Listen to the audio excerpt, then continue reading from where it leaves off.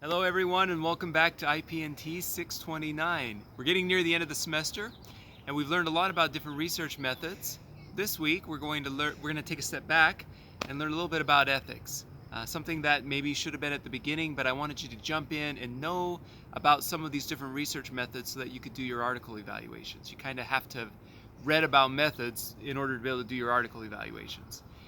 So this week in ethics we're going to read a great article by Royce. It's kind of an overview about research ethics. We're not going to talk, or he's not going to talk specifics about IRB procedures, although I can in class, but he'll be talking kind of broadly about research ethics and about acting responsibly.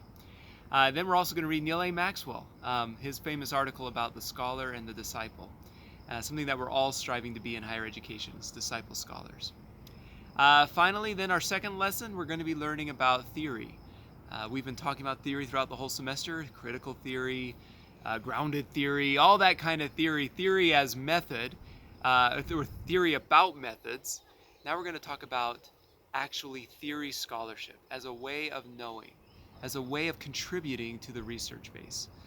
There's 4 articles here, so I apologize for that, a little bit of a heavier reading, but I think they'll be good. The first one is from me and some of my co-authors.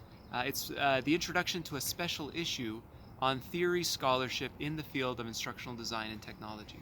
So this was a response to a bunch of complaining that many people had had over the years that our journals were not supporting theory scholarship. We're basically having a bias towards empiricism and research, data-based scholarship. And a bunch of us said, hey, we believe theory scholarship can be really important in the field.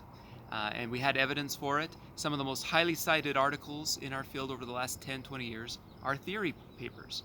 But the number of theory papers being accepted in journals had been going down. So we offered to do this special issue on theory scholarship, and I'm quite proud of it. I think all of the papers in the special issue are fantastic examples of theory scholarship. In the introduction, we try to articulate a rationale for theory scholarship and a rubric set of criteria for what makes good theory scholarship. So that's my article. After that, there is a famous one from Dave Wetton, who was the editor of accounting journals, I think Melissa would know him, in the business school.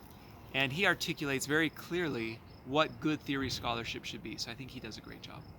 And then finally, there's 2 pieces from the McGregor book. It's better to read one before the other, so pay attention to which one says chapter 3, which one says chapter 4.